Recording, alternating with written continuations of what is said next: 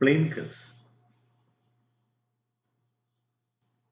This is as per the syllabus of University of Calicut 2019 for third semester BSc Mathematics core paper.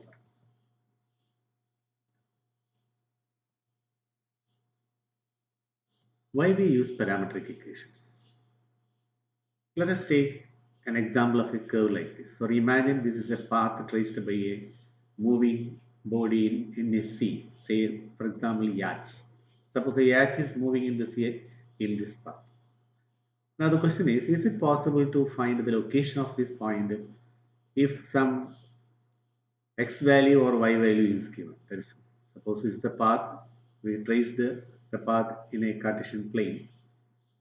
For a given value of x, suppose this is the value of x, then can you ascertain that the corresponding y? No, it is not possible. You see here, corresponding to the x, there is a point here also, there is a point here. So this type of curve, especially 4x, like 4x raised to 4 minus 4x square plus y square is equal to 0, or x square plus y square is equal to s square, something like that. If it is not in the form y is equal to f of x, if the curve is given in the form f of x y is equal to 0, or it is in the implicit form, it may not be possible to find the value of x corresponding to y. Similarly, for a value of y corresponding to given value of x. For a given value of y, there are many x here. If you draw a horizontal line here, the position may be here, here, or here, or here. So it is not possible to detect uniquely the position of such a moving body. So in this context, parametric equations are very useful. This curve is actually a lemniscate of Bernoulli.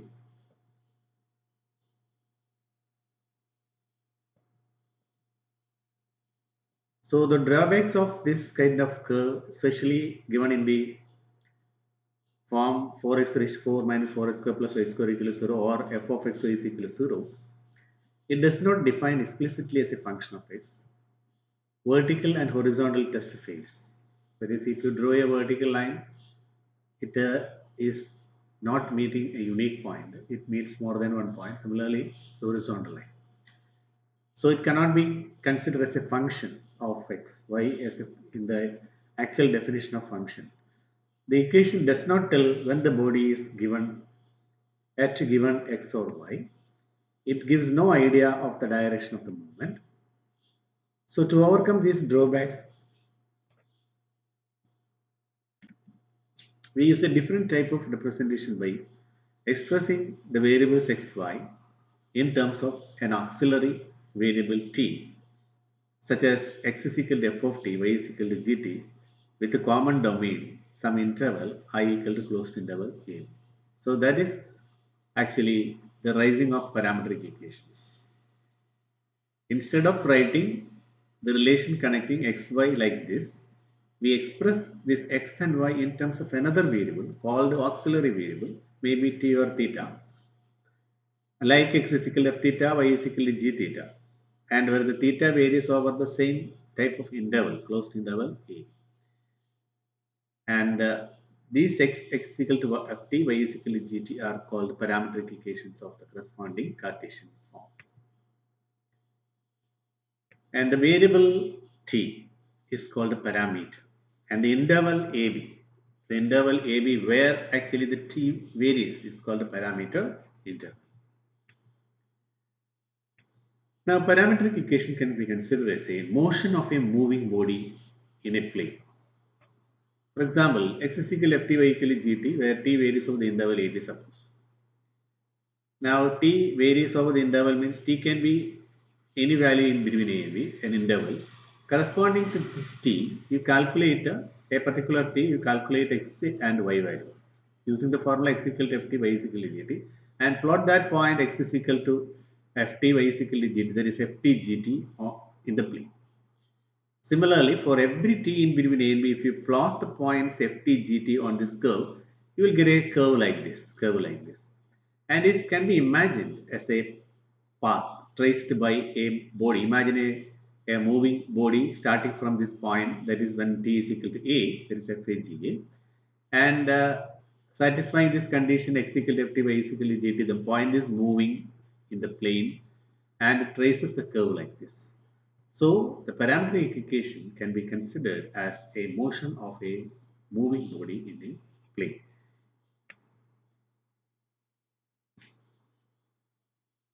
With initial point FAGA and terminal point FBG, that is value of the functions f and g at A and B. And the path so formed is also known as trajectory. Now you consider a plane curve like this. Xt is equal to t square minus 3, y is equal to 2t minus 1. When you plot these points on where the t varies minus 2 to 3. When t varies from minus 2 to 3, you can consider all the possible values of x and y and plot the points xy in this plane. You will get a curve like this. A plane curve is a set C of ordered pairs xy defined by the parameter equation x equal to ft, y is equal to gt, where f and g are continuous functions on a parameter interval I. So when t varies in an interval like this, you consider a curve made up of points xy, where xt is equal to ft, y is equal to gt, and it is called a plane curve. Okay, so plane curve is a set of points in a plane xy where x and y are like x equal to ft, y equal to gt, where t varies along an interval a. So this plane curve can be considered as a set like this. In set theoretic notation, we can write set of all x, y in the plane r square such that x is equal to ft, y equal to gt, where a less than or equal to t less than or equal to t. Now do we sketch a parametric curve? So let us take an example. Sketch the curve x is equal to t square minus 4, y is equal to 2t, where t varies in the interval minus 1 to 2. First of all, you have to form the table xy of values, various values t in between minus 1 and 2. We cannot take all the values in between minus 1 and so for some values like minus 1, then you can take 0, then you can take 1, then you can take 2, like that, taking some symbol values minus 1 to 2 are integers. Calculate x and y like this. So you form a table. First of all, the uh, first step is actually forming the table xy of values corresponding to t in minus 1 2. When t equal to minus 1, here it has taken t is minus 1, corresponding x and y you calculate, that is minus 1 square 1 minus 4 minus 3, and y is equal to 2 into minus 1 minus 2. Like that you calculate for each t x and y. Then what you have to do? Then plot all these points in a Cartesian plane by taking x axis and y axis.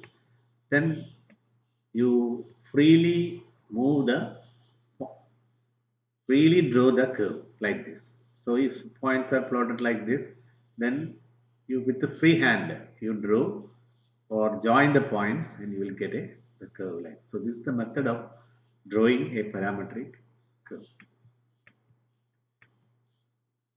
Now to understand this curve, for example, as we discussed x is equal to t square minus y square, y is equal to 2t, then we found it is a parabola like this parabola. So even without drawing the sketching the curve x is equal to t square minus y is equal to 2t, we can identify whether the type of the curve. So we can what we do is just eliminate the variable t and get in terms of x and y, the relation between x and y you find. T is the parameter here, just eliminate t. How do we eliminate t? Here y is equal to 2t is given, so t is equal to y by 2. Substitute t here.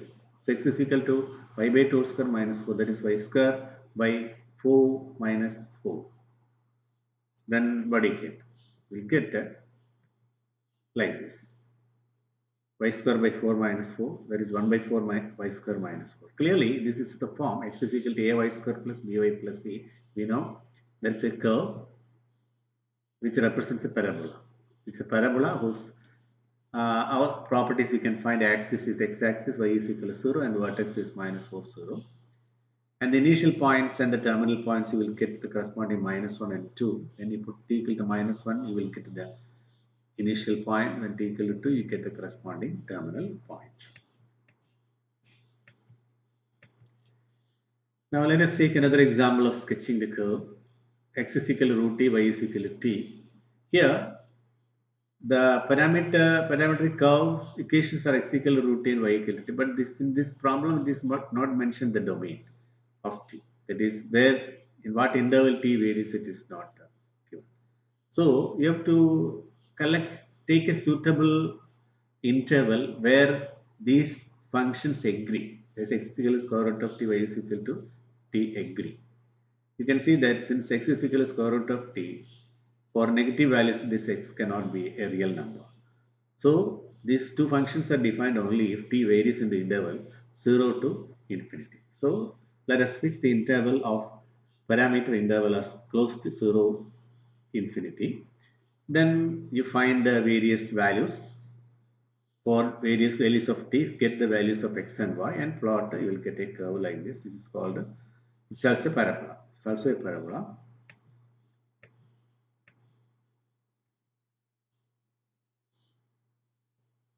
Sketch the curve x is equal to t, y is equal to t square.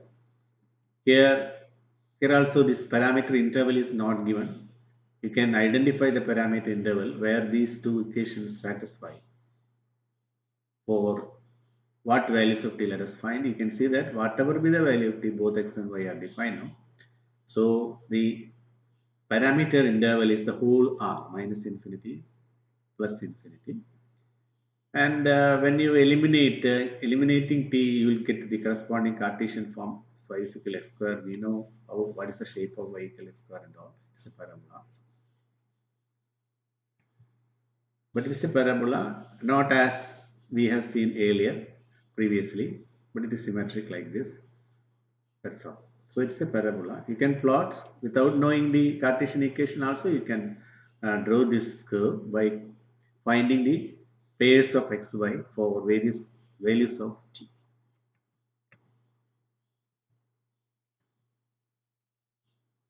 Another example, x is equal to a cos theta, y is equal to a sin theta. Without drawing the graph, we can identify what type of curve is this. By eliminating theta, you will get to the relation connecting x and y, which is x square plus y square equal to s square. It is a circle win of center 0, origin, and radius a. Now, in this problem, the sketching is not for the whole circle, may not be for the whole circle, but with parameter interval varies in various type of interval 0 pi, 0 2 pi, 0 4 pi. Let us understand when the parameter interval changes, how the curve changes.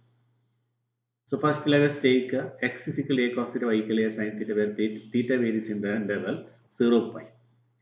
When theta varies in the interval 0 pi means when theta equal to 0, it is here. You get to the corresponding x and y, plot the point like that. For various theta up to pi, you take. So for example, theta equal to 0, theta is equal to pi by 6, then pi by 4, pi by 3, pi by 2, like that you take. And form the table and plot the points and you draw freely, you will get a semicircle like this. From with the orientation from right to left, that is from this a to minus a, or this point to this point. It is in the counterclockwise direction. Then what about the same equations defined in the interval 0 to pi?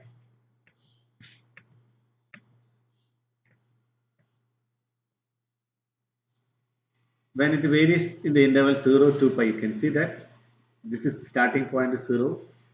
When it is pi, we found it is here. Again, it is moving.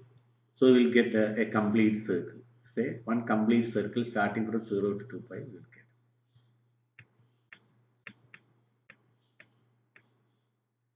If it is from 0 to 4 pi, what is the shape of the curve?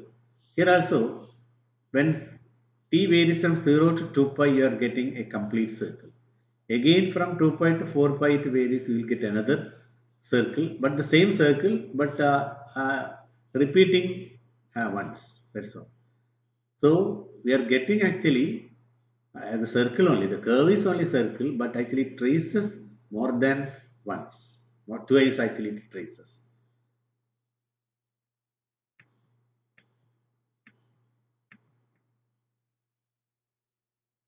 So this is the consolidation of what we discussed. When theta varies from 0 to pi, you get a semicircle like this. When theta varies from 0 to 2 pi, you get a full circle with orientation clockwise and counterclockwise. When theta varies from 0 to 4 pi, you get the same circle, but actually it repeats twice. Now, how to sketch this curve x equal to 4 cos theta, y is equal to 3 sin theta when theta varies in the interval 0 to pi. Same way, if you eliminate theta, you will get the curve in the form x square by 16 plus y square by 9 equal to 1, which is of the form x square by a square plus y square by b square equal to 1. We know it is an ellipse. And without knowing this Cartesian form, you can get the shape of the curve by taking various theta in the interval 0 to pi and finding possible x, y's and plotting all the x, y in the plane. So we'll get an ellipse like this. This is actually lemniscate that we found earlier in the beginning of the section.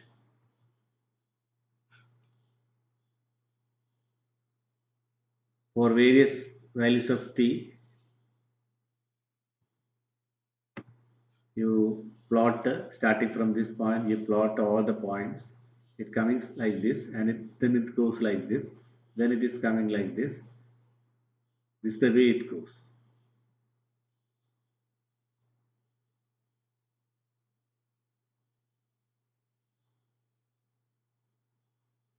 It goes like this. Actually, when you start from, it's coming like this and going like this. You will get a curve like this. It is symmetric about y-axis and also it is symmetric about x-axis. So get the values of theta. The only method is get the values of x and y by taking various values of t in the interval.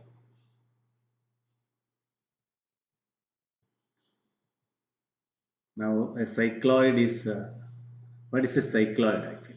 Cycloid. A cycloid is, imagine a circle or a wheel. Just mark a point on that.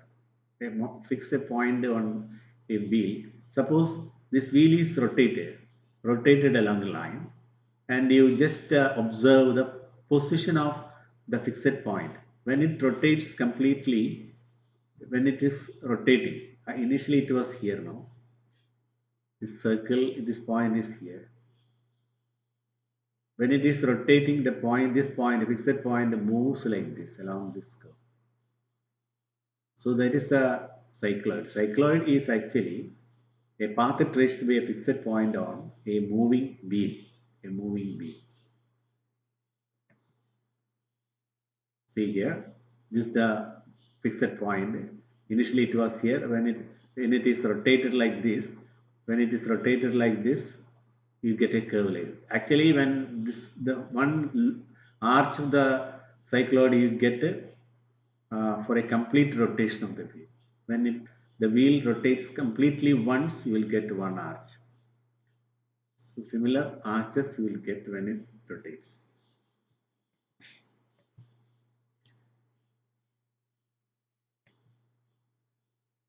Equation to a cycloid, how do we find? So there is a method for finding equation to a cycloid. That means you take any p, x is equal to y x y, then how do we get x y? So that is, it is discussed here. What we do is you take a fixed point, or at a particular instance, suppose p is the position of the point, and suppose this angle is theta, then there forms a triangle, right angular triangle like this. And if the radius is considered as a, and this side will be a sine theta and this side will be a cos theta, x is nothing but x means the x coordinate of this point, so this distance, and that distance you can consider as OM minus this distance, and this distance is a sine theta. So using that, you will get x is equal to distance of OM minus a sine theta, and distance of OM is actually a theta. A theta, distance of OM. What is OM? OM is the same as the piece of this arc, length of this arc. Since theta is this angle, central angle, and A is the radius, you can see that this arc length is actually A theta. And this A theta is the same as this distance OM. And therefore, x coordinate of this point P is given by OM minus this distance. OM is A theta minus A sine theta. You are getting A theta minus A sine theta equal to A into theta minus sine theta. Similarly, the y coordinate of this point is this distance, and this distance you can write as this distance minus this distance, and this distance is actually BCM, distance between C, that is A. This distance is A minus this distance, right angle triangle this side, and this side is A cos theta. So you are getting A minus A cos theta, that is A equal to A into 1 minus cos theta. Therefore, the equation to cycloid is x is equal to A into theta minus sin theta, y is equal to A into 1 minus cos theta.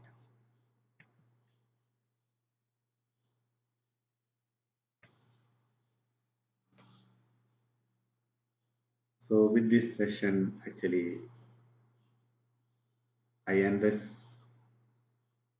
Next, we will meet again some more properties of this parametric curve. Thank you.